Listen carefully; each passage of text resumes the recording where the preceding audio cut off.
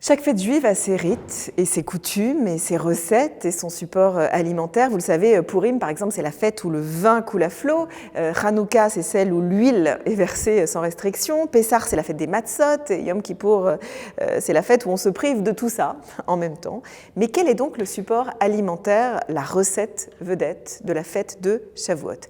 Là-dessus, le monde juif s'écharpe. Certains vont vous dire, mais bien sûr, c'est les crêpes. D'autres vont vous dire, c'est le gâteau de fromage blanc. Mais non, pas du tout, c'est le couscous au beurre. Et impossible de tomber d'accord sur une seule recette à Shavuot.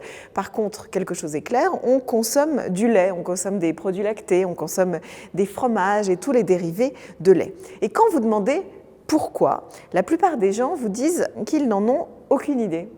Alors j'ai décidé de vous expliquer pourquoi, de vous révéler le secret de l'obsession lactée de la fête de Shavuot, vous dire pourquoi on en mange tant. La réponse, c'est on n'en sait rien.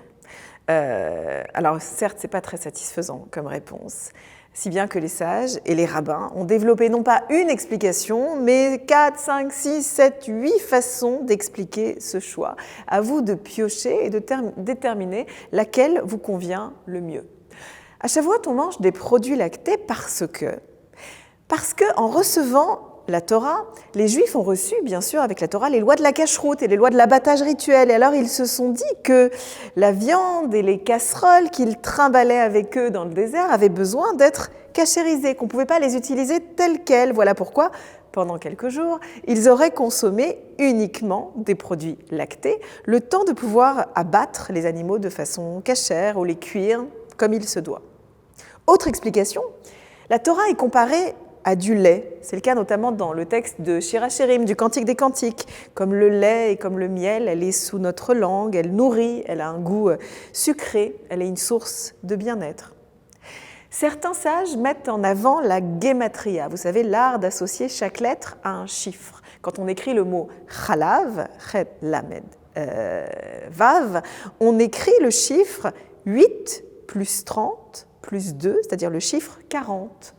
Au total, dans l'addition. Or, Moïse est resté pendant 40 jours et 40 nuits sur le mont Sinaï. Et le lait est, comme dans son écriture, un petit clin d'œil à ce temps de Moïse sur le mont Sinaï. D'autres nous disent que le mont Sinaï est appelé Ar Agavnunim, un mot qui est très proche en hébreu du mot Gvina, qui veut dire le fromage. Donc vous voyez, on pourrait continuer ainsi encore et encore avec d'autres explications. Il y a presque autant d'explications que de juifs qui interprètent. Et c'est intéressant parce que l'exercice d'interprétation et de dissonance interprétative est au cœur même de l'expérience de Shavuot, et au cœur même de l'expérience de l'étude. À Shavuot, on fait un tikkun, on étudie, et au cœur de cette étude, les voix se mêlent, exercice de lecture, de relecture, qui est sacré à notre tradition, et qui part du principe qu'on n'a jamais fini d'interpréter, que le texte peut encore parler à travers nous. Comme pour le lait, il nous est donné de lui donner un goût particulier, de le transformer, de lui donner un sens nouveau. C'est comme un travail de cuisinier. On peut en faire autant finalement avec le texte, l'embellir, le fermenter, le changer de nouvelles paroles. On va donc, à notre manière, pendant la nuit de Shavuot, cuisiner le texte tous ensemble. Bienvenue au Mont Sinaï où nous sommes de retour. Personne ne sait placer exactement cette montagne sur une carte. Ça reste un mystère. La révélation a eu lieu dans un no man's land. Disons simplement que l'événement a eu lieu quelque part sur la Voie lactée. Bonne fête à tous.